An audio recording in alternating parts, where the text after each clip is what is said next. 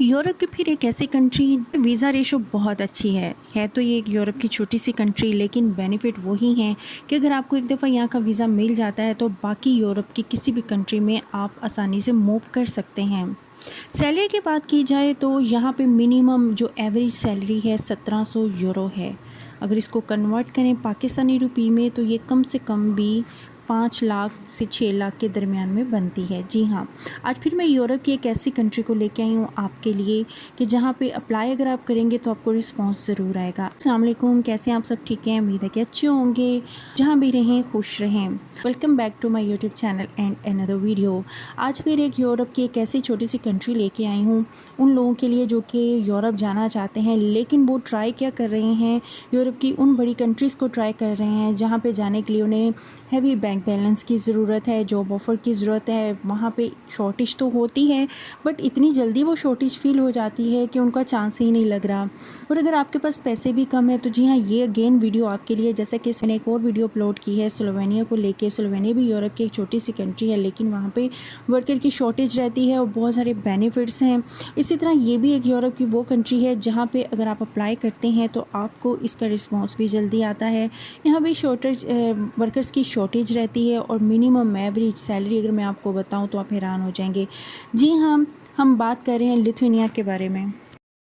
और अगर इनकी वीज़ा रेशो की बात की जाए तो 99% है। और इसके अगर वीज़ा प्रोसेसिंग की बात करूं तो जस्ट 2 वीक है। जी हाँ, जस्ट 2 वीक में आपको इसका वीज़ा प्रोसेस होके आपको मिल जाता है। और पिछले काफ़ी अरसे से यहाँ पर जो इंटरनेशनल वर्कर्स हैं ज़्यादा रुक कर रहे हैं साइट पर, क्योंकि यहाँ भी वर्कर्स की शॉर्टेज बहुत ज़्यादा है। शॉर्टेज क्यों रहती है? क्योंकि यहाँ पे आबादी बहुत कम होती है। इस वजह से इन लोगों को रिक्वायरमेंट रहती है कि बाहर से फॉरेनर्स को, इंटरनेशनल वर्कर्स को यहाँ पे हायर किया जाए। मज़े की बात ये बताती जाऊँ कि यहाँ की जो गवर्नमेंट है ना सिर्फ इंटरनेशनल वर्कर्स को यहाँ पे वीज़ा देती है, वेलकम करती है, बल्कि रीलोकेशन अलाउंस की सूरत में 3444 यूरो भी देती है, जो कि अगर कन्वर्ट करें पाकिस्तानी रुपये में तो 11 लाख पाकिस्तानी रुपीस जो है बनते हैं। ये एक छोटा सा कंट्री है जिसका जो लैंड बॉर्डर है वो 3 कंट्रीज से मिलता है, लेटविया, बेलारूस एंड पोलैंड। और इसका जो एक साइड का बॉर्डर है स्वीडन से मिलता है।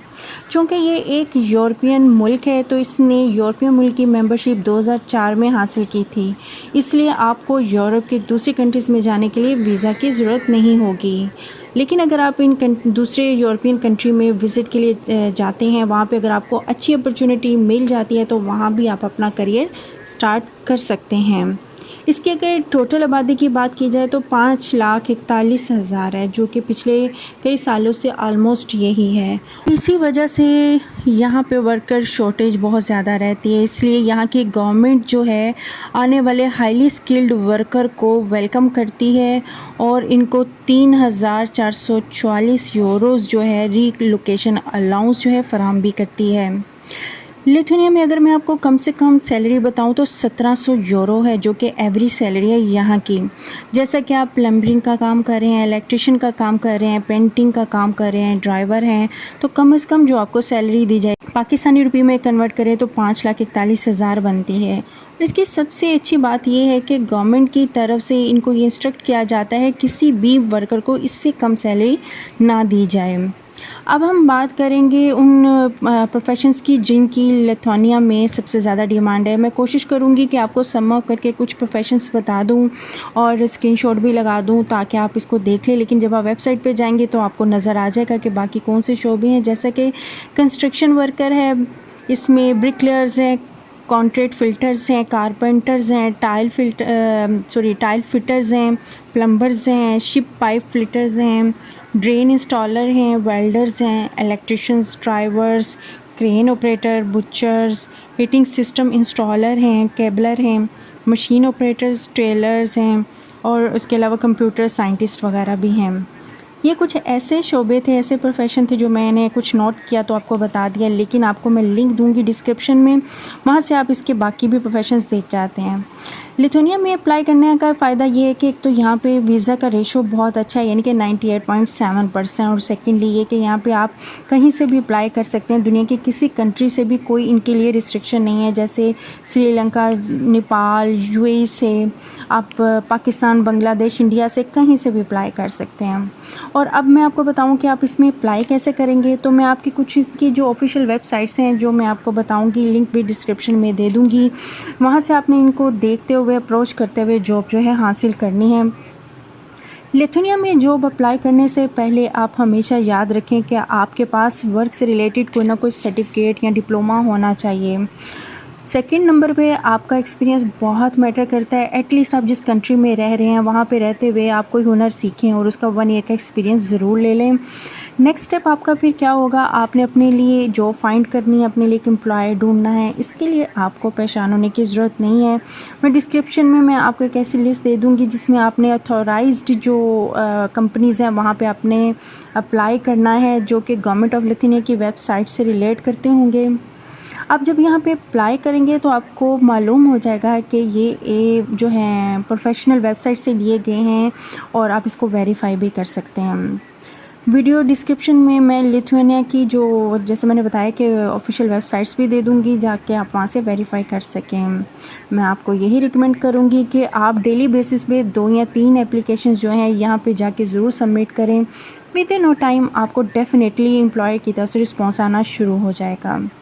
याद रखें, जब मैं पहले भी बता चुकी हूँ, सीवी है वो यूरोप पास फॉर्मेट का होना चाहिए। इसके लिए आपको किसी से हेल्प लेने की ज़रूरत नहीं है। मैं ऑलरेडी भी बता चुकी हूँ कि आपका फॉर्मेट अपने गूगल पे जाके इसको फॉर्मेट को कॉपी कर सकते हैं। उसके अलावा मैं एक लिंक भी दे दूँगी, आपने उसको देखते हुए भी आप उसको अपने यूरोप पास फॉर्मेट में अपने सीवी को बना सकते हैं।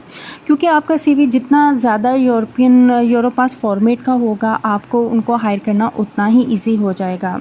और जैसे ही आपको जॉब मिल जाती है तो लिथुआनिया में जो आपका एम्प्लॉयर होगा, आपका वर्क परमिट अप्लाई करेगा। उसको आपसे उस वक्त जो डॉक्यूमेंट रिक्वायर होंगे वो होंगे आपका पासपोर्ट, आपका एक्सपीरियंस और आपका डिप्लोमा वगैरह जो है वो रिक्वायर होंगे। और एक दफ़ा जब आपको वर्क परमिट मिल जाएगा तो उसके बाद फिर आपको वीज़ा भी मिल जाएगा। क्योंकि जैसे ही आपको वर्क परमिट मिलता है तो आपका एम्प्लॉयर जो है इन्फॉर्म कर देगा, थ्रू ईमेल आपको इन्फॉर्म करेगा, और फिर आप लिथुआनिया के लिए फिर डी वीज़ा जो है वो अप्लाई करेंगे। इसके लिए जब उसको इसके लिए आपको जो डॉक्यूमेंट्स रिक्वायर होंगे वो उसमें सबसे पहले तो वीज़ा एप्लीकेशन फॉर्म होगा देना होंगी, पिक्स देनी होंगी वाइट बैकग्राउंड के साथ, पासपोर्ट होना चाहिए। और इसके बाद फिर आप जब अपने ये डॉक्यूमेंट सबमिट करवा देंगे तो फिर आपको वीज़ा भी मिल जाएगा। उम्मीद है कि आपको मेरी ये इन्फॉर्मेशन भी अच्छी लगी होगी। अगर आप बाहर जाना चाहते हैं तो हार्ड कंट्रीज़ को चूज़ करने की बजाय इन छोटी कंट्रीज़ से भी आप स्टार्ट ले सकते हैं, ताकि आप एक कम से कम फ्यूचर में पहला स्टेप तो ले सकें।